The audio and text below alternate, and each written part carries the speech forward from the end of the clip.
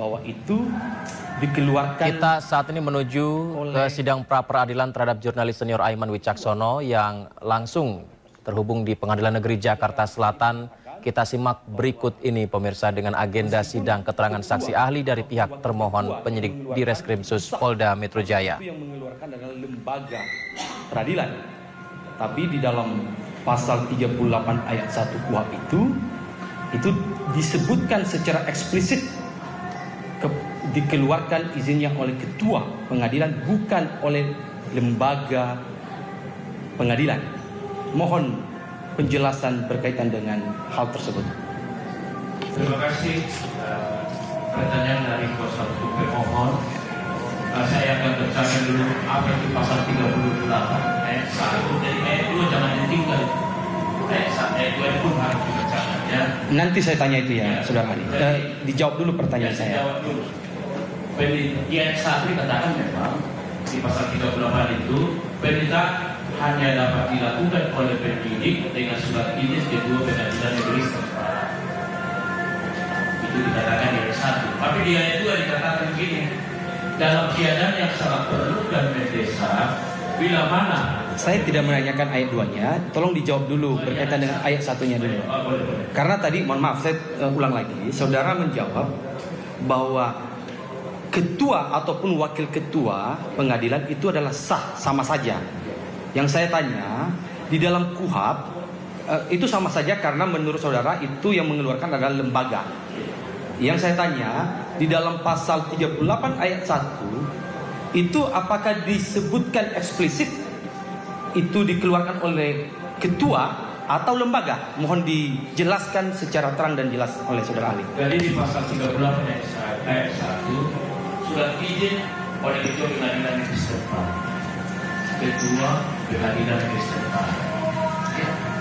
Jadi yang mengeluarkan lembaga atau ketuanya? Yang mengeluarkan ketua pengadilan negeri atas nama pengadilan negeri. Baik. Pengadilan negeri. Good. Tidak hanya ditandatangan. Setuju. Kalau dengan demikian, apakah karena saudara mengatakan enggak, ini kan soal kalian ya, keilmuan saudara dan patokan kita terhadap KUHP, apakah di sana disebutkan ada semacam pengecualian bahwa kalau bukan izin ketua pengadilan bisa juga izin wakil ketua pengadilan? Bisa saudara terangkan, karena saudara mengatakan bahwa itu sama dan sah. Dasar saudara mengatakan sah dan sama itu dasarnya apa? Bisa saudara terangkan secara eksplisit kepada kita? Di sini itu tadi di pasal 1 yang mengeluarkan itu ketua pengadilan negeri setempat. Tapi perlu diingat menurut pendapat saya, sepanjang stempelnya itu pengadilan negeri itu sah, entah mewakili yang tanda tangan, entah ketua, tidak ada masalah. Yang penting capnya itu adalah pengadilan negeri setempat. Kalau tidak ada dilihat penetapan sudah itu atau prosedur sudah itu stempel pengadilan negeri Jakarta Selatan itu nggak ada contohnya. Yang menandatangan boleh saja wakil ketua karena terhalang sekalipun secara eksplisit dikatakan ketua pengadilan negeri setempat. Ketua pengadilan negeri setempat kalau hanya teken tapi tidak pakai cap itu tidak sah. Tetapi wakil ketua tanda tangan dicap pengadilan negeri Jakarta Selatan sah secara itu tegasnya pendapat saya. Oke, tentu kami menghargai pendapat saudara, tapi kalau berdasarkan aturan sepemahaman saudara, apakah diperkenankan di dalam KUHP kita itu diberikan izin oleh wakil ketua pengadilan sesuai dengan aturan menurut saudara? Ada nggak aturannya? Jadi aturan itu ada aturan secara peraturan perundang-undangan, ada namanya aturan internal. Ya. Aturan di dalam KUHP saudara. Aturan iya. Dikatakan izin ketua pengadilan. Oke, baik, clear ya. Berarti yang mengeluarkan izin dari ketua pengadilan setempat, betul ya? Betul. Tapi kalau ini garis bawah nggak apa-apa, itu kan pendapat saudara. Yang penting ada stempel pengadilan negeri setempat. Iya.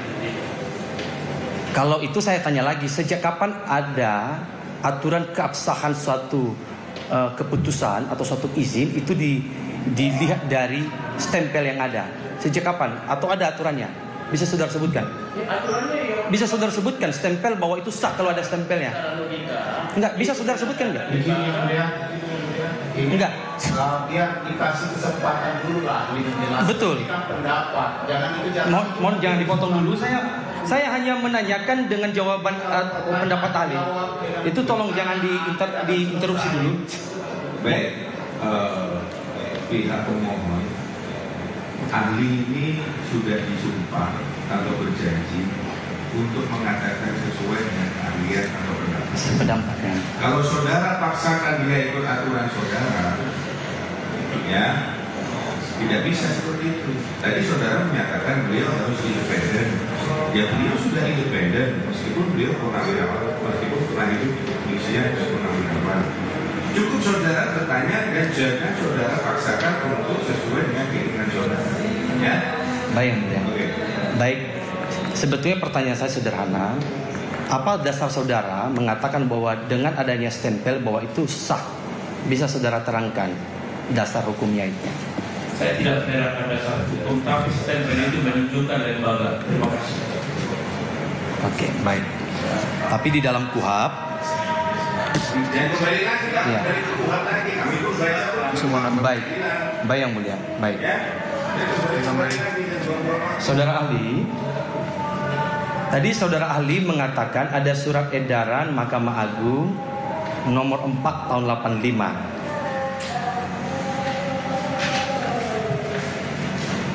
Menurut saudara ahli, apakah surat edaran Mahkamah Agung itu bisa mengesampingkan ketentuan dalam KUHP atau putusan MK yang ada pada tahun 2014? Bisa saudara terangkan? Jadi surat edaran itu adalah pedoman. Itu dulu.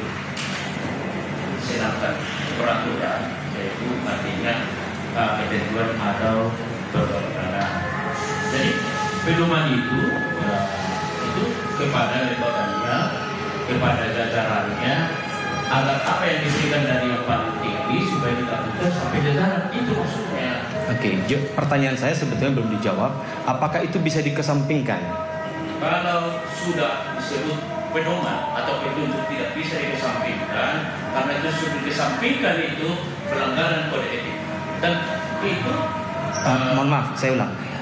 Yang dikesampingkan itu bukan surat edarannya, tapi apakah dengan surat edaran Mahkamah Agung ini bisa mengesampingkan KUHP atau putusan MK berkaitan dengan sah tidaknya penyitaan sebagai objek pra peradilan?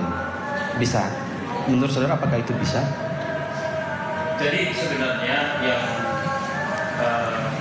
menjawab ini adalah Biro Hukum Peradilan. Enggak, ini pendapat ahli saja. Saya minta pendapat ahli.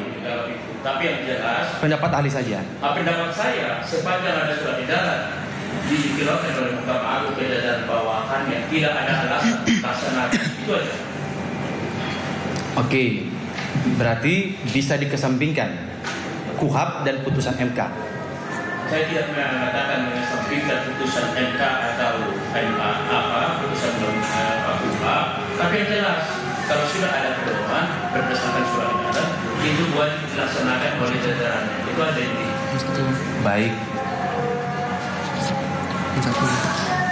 Saudara ahli,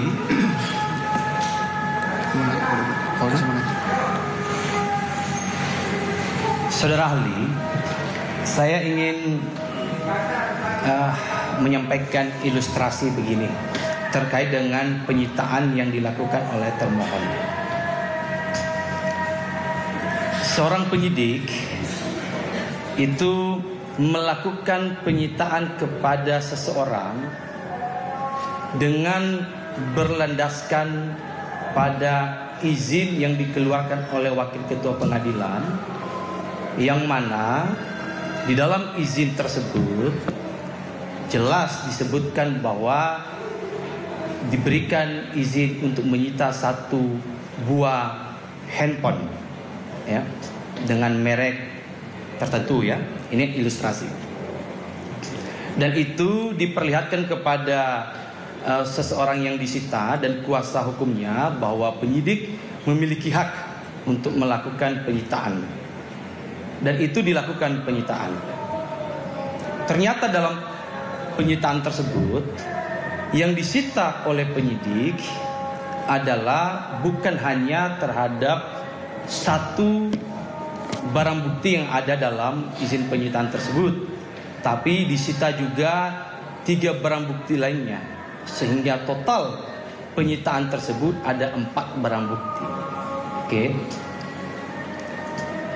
Penyidik pada saat menyita itu tidak mengatakan bahwa menyita 3 barang bukti lainnya itu berdasarkan haknya dalam pasal 38 ayat 2, dan juga tidak disebutkan bahwa dilakukan penyitaan tersebut karena ada temuan fakta baru sebagaimana dalil termohon.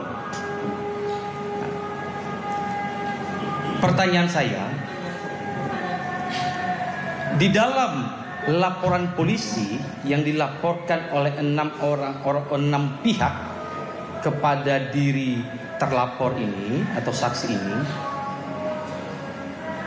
salah satu yang disebut di dalam itu adalah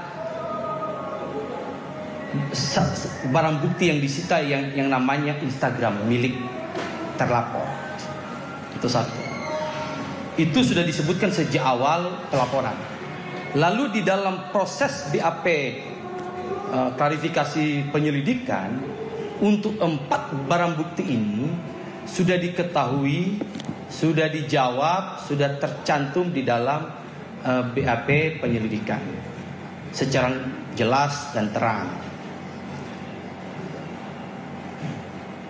Kalau menurut termohon bahwa menyita 3 barang bukti ini karena ada temuan baru. Nah, menurut saudara ahli, apakah 3 barang bukti ini yang tadi seperti Instagram disebut dalam laporan polisi dan juga dalam BAP disebut keempat-empatnya, apakah kemudian penyidik melakukan penyitaan dengan alasan bahwa itu adalah temuan fakta baru terhadap 3 barang bukti tersebut? Menurut saudara, apakah itu betul dan diperkenankan, dan apakah itu adalah fakta baru, temuan fakta baru yang ditemukan oleh penyidik? Bagaimana pendapat saudara ahli mengenai ilustrasi ini? Baik, dari pendapat saya, apabila itu temuan baru oleh termohon atau penyidik dalam fakta penyidikan, khususnya untuk pengusutan berupa pembuktian penyidikan, ternyata masih ada lagi temuan barunya bahwa ini barang ini atau benda ini ada kaitan dengan atau ada hubungan dengan barang yang lain. Nah, sehingga berdasarkan fakta temuan baru itu, nah ini barang ini perlu disita. Nah, jadi kalau saya melihat dasar hukumnya tentang penyitaan tadi, pasal 39 ayat 1, yang dapat dikenakan penyitaan adalah itu diatur di huruf K, dikatakan benda lain yang mempunyai hubungan langsung dengan tindak pidana yang dilakukan. Pertanyaannya, benarkah ada hubungan langsung? Itu siapa yang menilai ini? Ya penyidik, karena mereka lah yang mengetahui temuan baru itu. Jadi sepanjang mempunyai hubungan langsung dengan tindak pidana yang dilakukan atau diduga dilakukan itu sangat saja disita, apalagi sudah mendapatkan izin dari ketua pengadilan atau persetujuan. Terima kasih. Ya, mungkin saya sederhanakan pertanyaan saya biar jawabannya mungkin juga bisa sesuai ya. Apakah 4 barang bukti ini yang disita itu sudah tercantum di dalam BAP, bahkan di dalam laporan polisi itu juga disebutkan. Salah satu yaitu seperti Instagram. Menurut saudara ahli, apakah itu temuan baru ketika dilakukan penyitaan? Jadi artinya, misalnya sudah ada di BAP tadi 4 benda itu, ya. Kemudian begitu ada BAP lagi, para saksi, ini bisa kaitan di sini, ada kaitan yang terdahulu lagi, bisa saja. Itulah yang disebut tadi serangkaian tindakan itu. Ya. Saya pikir kalau di dalam arti pendidikan, arti pemerintahan sedang disebutkan serangkaian tindakan. Saya sepakat itu. Kalau berkaitan dengan serangkaian betul, ya. Tapi apakah itu adalah temuan baru atau bukan? Ini yang saya mau tanya kepada ahli. Karena kan ahli juga adalah mantan atau purnawirawan dari Polri, tentu kan paham sekali. Kalau sesuatu barang bukti yang sudah ada di dalam bahkan pelaporan dan BAP, apakah itu bisa disebut sebagai temuan baru? Bisa saja sebagai temuan baru, tidak ada masalah. Tergantung hasil proses pemeriksaan itu. Bisa saja, bisa. Oke, kami hargai pendapat ahli, tidak masalah. Kita bisa memahami itu. Baik. Kemudian saudara ahli, ya. Meskipun kami tidak sependapat dengan saudara ahli, tapi kami menghargai ya. Kemudian saudara ahli, terhadap barang bukti yang disita ini, awalnya tadi kan sudah ada izin penyitaan, dan itu yang digunakan kewenangannya oleh penyidik untuk melakukan penyitaan. Lalu terhadap 4 barang bukti yang sama ini, kemudian diajukan lagi permohonan persetujuan kepada ketua pengadilan, sehingga terbitlah untuk kedua kalinya surat penetapan penyitaan terhadap 4 barang bukti yang sama. Menurut saudara ahli, secara KUHP, apakah itu diperkenankan? Silakan dijawab. Menurut pendapat saya itu diperkenankan dan itu sah. Karena tadi kaitannya lagi dengan skema itu, ya surat izin penyitaan agar dilekatkan di dalam berkas perkara dan itu tidak terpisahkan dari berkas perkara. Baik, kalau begitu, kalau sah, saya tanya lagi. Yang mana yang sah? Izin pertama atau izin kedua atau kedua-duanya untuk 4 barang bukti tersebut? Jadi kalau pertama sudah ada izin, kedua ada lagi izin, semakin memperkuat ini, dua-duanya sah.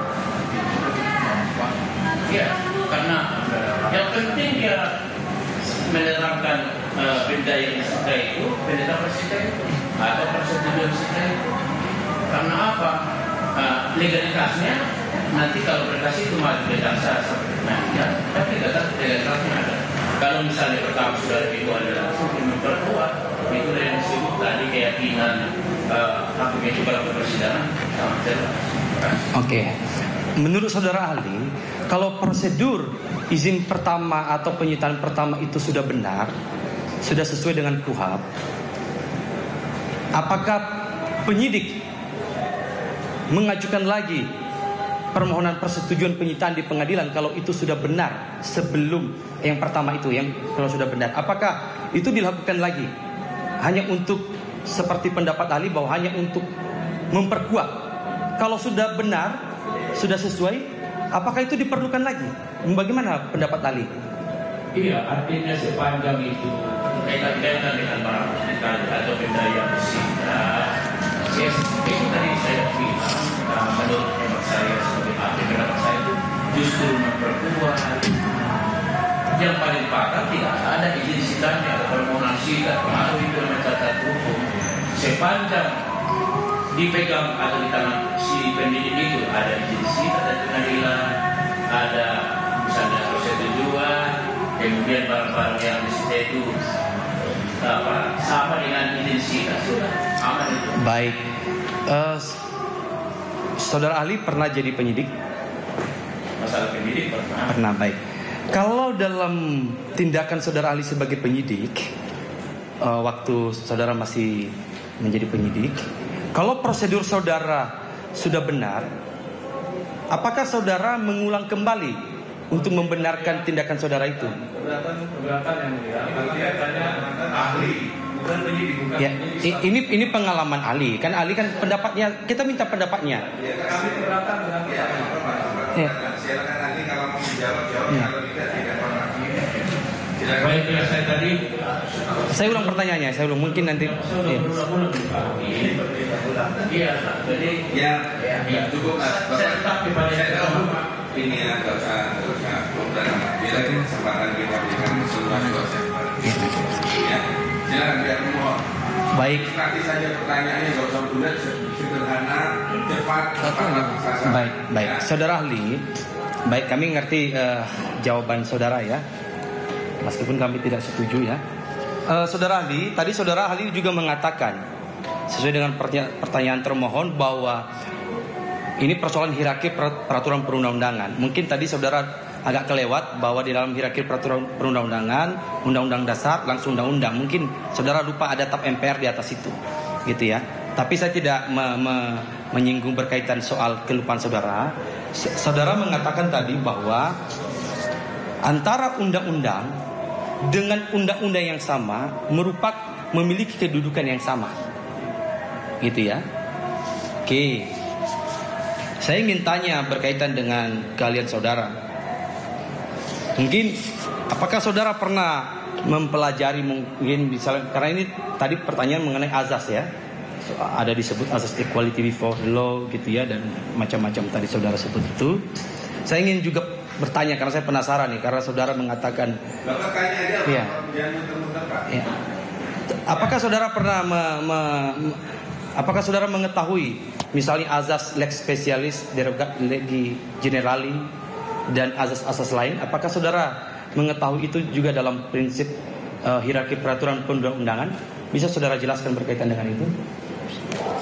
Ya, jadi hemat saya sepanjang di peraturan undang-undang itu ada diatur pasal secara eksplisit mengatur lex specialis, baru disebutkan itu undang-undang khusus. Tapi di dalam aturan atau pasal di dalam undang tidak ada ketentuan yang mengatakan peraturan khusus atau undang-undang khusus itu tidak bisa langsung dipahami lex specialis. Bisa pendapat saya. Terima kasih. Oke, berarti kalau pendapat saudara ahli tadi bahwa undang-undang A dengan undang-undang B sama saja kedudukannya, itu bagaimana itu? Iya, sama kedudukan itu sebenarnya. Jadi tidak ada yang lebih unggul, tidak ada yang lebih hebat. Nah itu sebenarnya bentuk. Semua tergantung kepada orang ya, atau pelakunya. Itu etiket baik apa tidak sesuai dengan profesinya. Jangan selalu mengatakan ini kan ada undang-undang, wah ini soal kamu dan begitu. Tergantung etiket baiknya melaksanakan profesinya sesuai dengan etika. Maka ada doktrin hukum mengatakan ya, law and mores and ethos. Apa artinya itu? Kalau kau sebagai profesi taatlah kepada hukum dan bermoral tinggi serta mempunyai kualitas kerja sesuai dengan aturan itu berlaku untuk lembaga siapa saja. Terima kasih. Baik. Yang mulia ditambahkan oleh rekan saya. Terima kasih. Dari saya hanya satu pertanyaan, ahli. Saudara ahli, saya hanya ingin meneruskan saja tadi ada sempat disinggung oleh rekan saya mengenai tentang equality before the law yang saudara ahli jelaskan tadi, bahwa selama ini sama-sama undang-undang, maka undang-undang ini adalah setara atau sejajar, tidak ada undang-undang lebih hebat, tidak ada undang-undang lebih baik atau apa. Saudara ahli, boleh tadi selain saya menambahkan dari rekan saya, boleh saudara ahli jelaskan kepada kita semua di ruangan ini yang dimaksud dengan asas lex primat dan lex previl. Terima kasih. Jadi itu pemahaman saya, tidak ada yang diutamakan, ya, tidak ada yang diutamakan. Jadi sekarang ada ketentuan undang-undang mengatur diutamakan undang-undang ini. Sepanjang itu tidak ada, jangan langsung dipahami atau ditafsir-tafsirkan. Oh ini artinya. Jadi harus ada secara tertera, itu namanya lex stricta, tertulis dengan jelas. Ada yang pasal menentukan seperti itu. Terima kasih. Jadi yang saya tangkap menurut ahli bahwa tidak ada undang-undang yang harus didahului, tidak ada undang-undang yang lebih khusus daripada yang lainnya. Apakah betul? Iya, karena mereka sudah tahu. Cukup dari saya yang mulia. Kami menghargai pendapat ahli. Cukup dari saya, mungkin lanjutkan rekan saya. Terima kasih. Mohon izin yang mulia. Terima kasih. Saudara ahli, pertanyaan ini datang dari sebetulnya kegelisahan saya, dari jawaban saudara ahli yang saya tangkap banyak memudahkan dan memaklumi. Ada kata-kata yang penting dalam satu surat penetapan sita yang dikeluarkan oleh pengadilan negeri. Saudara Ali mengatakan yang penting ada kop surat dan cap. Maaf saudara Ali, pertanyaan saya, menurut saudara Ali, apakah pendapat ahli dapat menggantikan atau mengesampingkan ketentuan undang-undang yang berlaku di negara Republik Indonesia ini? Mohon pendapat ahli. Jadi bukan pendapat ahli yang mengesampingkan kalau toh itu tidak radarnya Mahkamah Konstitusi. Tapi penjelasan saya, hemat saya di kaitan pra peradilan, kalau ada surat menyurat atau administrasi yang diuji di pra peradilan, benarkah lembaga itu mengeluarkan itu saja. Jadi terima kasih jawabannya. Sedikit saya tanyakan lagi. Jadi menurut saudara Ali,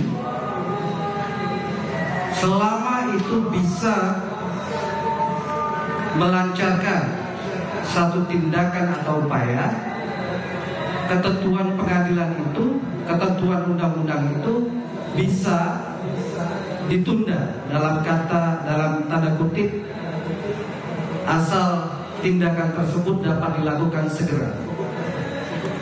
Mohon pendapat ahli. Iya, dari pendekatan hukum pidana itu dilaksanakan dengan cepat, mudah, ringan. Supaya apa? Rasa keadilan itu terwujud, apakah bagi pelapor, terlapor, dan seterusnya. Jadi menurut ahli Ada kecepatan, Pak. dapat ditunda terlebih dahulu ketentuan undang-undang yang harus ditaati. Jadi artinya kalau masalah menunda undang-undang atau apa, itu dengan Mahkamah Konstitusi, bukan kebenaran peradilan. Jadi menurut ahli, dalam keadaan yang mendesak tidak perlu mengindahkan ketentuan undang-undang untuk keadilan yang segera harus tegakkan. Ini kalau sebut ketentuan undang-undang dalam keadaan perlu dan mendesak, ini luas, saya nggak bisa menjelaskan itu. Tapi ahli setuju Saya tidak bahwa, setuju. bahwa penyidik harus tetap mengutamakan ketentuan undang-undang untuk semua tindakan, baik itu segera ataupun tidak segera harus dilakukan. Artinya sepanjang tugasnya itu diamanatkan oleh KUHP, wajib segera itu, karena pasal 106 KUHP, pasal 106 KUHP, apabila penyidik menerima laporan polisi, wajib segera dilakukan penyidikan, wajib segera. Ada kunci. Ini sudah saya dengar dari tim termohon, ada 6 LP, maka kita akan mereka wajib segera melakukan penyidikan. Itu digariskan pasal 106. Nah, itulah tahapannya tadi. Serangkaian tindakan itu. Terima kasih. Jadi ketentuan dalam pasal yang ahli sebutkan dapat mengecualikan tindakan dengan menunda terlebih dahulu ketentuan undang-undang yang berlaku, begitu. Benar, saudara. Saudara maksudkan menunda undang-undang itu apa ya? Seperti saudara ahli katakan bahwa karena sesuatu yang mendesak, jadi boleh suatu penetapan pengadilan ditandatangani oleh wakil ketua. Ini bertentangan dengan ketentuan pasal 38 ayat 1, saudara ahli. Nah, itu sebetulnya arah dari pertanyaan saya. Tadi ayat 2 pasal 38 itu, kalau misalnya itu wajib segera harus bertindak, itu pemberitahuan melaporkan kepada itu pengadilan, supaya nanti segera ditentukan persetujuan. Sudah ada di ayat 2 itu di pasal 38 KUHP. Mohon penjelasan saudara ahli, apa yang dimaksud dengan keadaan mendesak dalam ketentuan pasal 38 ayat 2, sehingga penyidik dapat menggunakan diskresinya sebagai penyidik untuk melakukan penyitaan tanpa terlebih dahulu harus ada penetapan pengadilan negeri dari pengadilan negeri setempat. Mohon diberikan contoh atas keadaan mendesak tersebut sehingga bisa kita pahami. Terima kasih. Jadi kita mendesak bagi penyidik untuk melakukan suatu penyitaan terhadap pidana atau bahwa pertama ada hubungan langsung dengan tindak pidana yang di sini. Itu kedua, mengapa perlu dan mendesak? Karena apalagi pada benda bergerak, kalau nanti tidak cepat dilaksanakan, benda itu atau barang itu takut hilang, atau dirusakkan, atau disimpan, atau disembunyikan dan sebagainya. Itulah menurut pemahaman saya apa yang dimaksud tadi kepentingan yang sangat mendesak. Terima kasih. Jadi hal tersebut baru diketahui pada saat pemeriksaan sehingga harus dilakukan penyitaan segera. Sebelumnya belum diketahui, begitu. Ya bisa saja, makanya pendidikan itu selalu ada yang disebut perkembangan pendidikan. Itulah serangkaian itu. Perkembangan penyidikan. Maka mereka itu kan menemukan hal baru, begitu saudara. Masuk hal-hal baru. Kalau sudah diketahui sebelumnya, itu bukan hal baru, betul. Sudah diketahui sebelumnya, tapi fakta menunjukkan, oh ini masih ada pengembangan, hasil pengembangan begini, hasil faktanya begini. Jadi itu dianggap penyidik baru.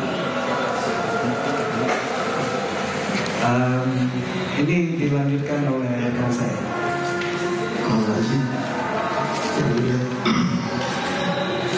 Saudara ahli tadi saya kalau mau bertanya ini soal pendapat saudara soal asas equality before the law. Ada dua sistem hukum di dunia. Jadi saudara, saya ingatkan beliau ini adalah ahli ya. Jadi pertanyaannya pun fokus saja terhadap perkara ini, yaitu perkara peradilan ya.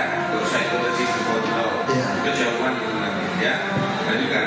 Oke, saya mungkin soal asas tadi karena itu ditanyakan oleh kuasa hukum termohon. Saudara ahli, saya mau bertanya, tadi saudara ahli menjelaskan tentang teori hierarki. Kalau tidak salah itu dari beberapa ahli ya, kalau kita hasil itu. Saudara ahli, apa makna dari teori hierarki dalam perundang-undangan? Dalam teori hierarki perundang-undangan yang saudara ahli jelas-jelas mau tanya soal itu. Ya supaya nanti ketahuan dengan adanya tadi gerak perjalanan yang dibawa jangan menabrak di atasnya, yang dibawa status peraturan perundangan jangan bertentangan dengan aturan yang ada. Itu saja sebenarnya. Iya, saya kalau itu menjadi asas perundang-undangan bahwa undang-undang yang lebih tinggi tidak bisa bertentangan dengan undang-undang yang lebih rendah atau undang-undang yang lebih tinggi yang disampingkan peraturan yang lebih di bawah dalam konteks undang-undang pasal 31 yang sudah diatur ayat 1 itu bahwa tadi dijelaskan tentang itu pengadilan yang harus berikan. Apakah norma itu bisa dipisahkan oleh peraturan-peraturan di bawahnya, misalnya ada peraturan pengadilan negeri atau edaran mahkamah agung atau seterusnya. Kalau kita berprinsip pada konsep asas hierarki perundangan, apakah bisa? Bisa saja menurut saya. Yang penting jangan sampai lembaga lain yang menilai. Sepanjang lembaga itu yang menilai, ya bisa saja. Ini pendapat saya. Oke. Begini, kalau sepengetahuan saya, saudara ahli, saya mungkin kejelasan dari saudara ahli sebagai konsep. Karena asas-asas yang kita gunakan itu dibuat asas itu untuk saudara pemohon bahwa saudara tidak punya kapasitas untuk menjelaskan lagi. Saudara cukup bertanya terhadap ahli, ya. Jadi saudara jangan membolak-balik itu nanti diskusi, ya. Saudara bertanya aja. Jadi saudara ahli, saya hanya tadi mempertegas bahwa saudara ahli mengatakan bahwa bisa aturan yang lebih rendah itu bisa disampaikan aturan yang lebih tinggi. Itu pendapat hal yang kita harus ini. Yang terakhir saya tanyakan, tadi saudara ahli lupa atau bagaimana tidak menyebutkan bahwa dalam undang-undang kita yang resmi di negara ini, salah satu hierarki perundang-undangan itu ada setelah undang-undang dasar, ahli tidak menyebutkan ketetapan MPR. Karena itu secara jelas diatur dalam Undang-Undang Nomor 12 Tahun 2001 tentang pembentukan peraturan perundang-undangan itu. Apa benar memang seperti itu hierarkinya tidak ada MPR? Terakhir. Saya kira tadi sudah akan oleh tim saudara dari kita. Belum bertegas pada istri saya katakan itu. Dan ahli belum bertegas sampai situ. Jadi kenapa tadi setelah Undang-Undang Dasar 45 Pancasila 1945 sampai kenapa kan saya sebutkan gitu? Karena ini kan kaitannya dengan proses penegakan hukum pidana. Jadi saya tidak bisa ada putusan Mahkamah Konstitusi karena merugikan orang pribadi apa dibawa ke MK, tidak pernah disebutkan di situ KPPR. Saya tahu peraturan itu urutan ketiga pasal pertama Pancasila di 25 ketiga KPPR, baru undang-undang di bawahnya. Tapi kita berkaitan dengan proses penegakan hukum. Jadi yang kaitan inilah saya sampaikan dalam forum ini pengadilan ini Pak. Cukup. Tidak ada yang tanya lagi.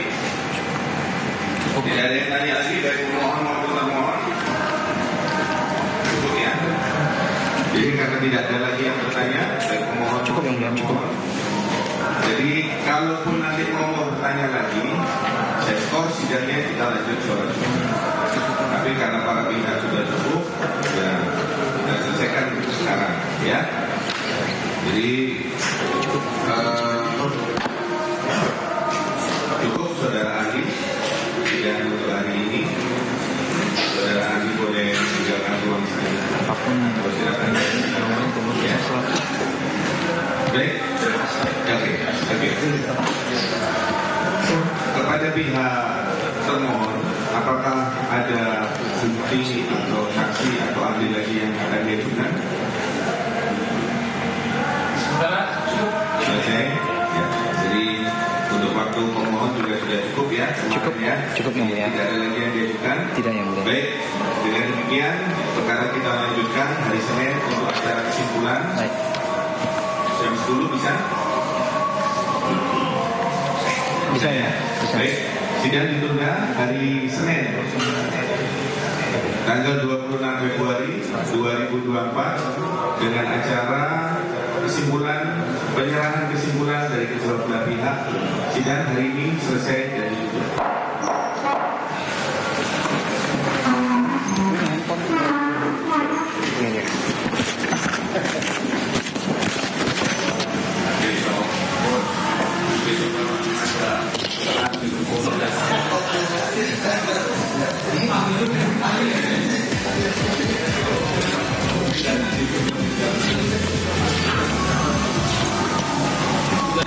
Kayaknya di sini deh.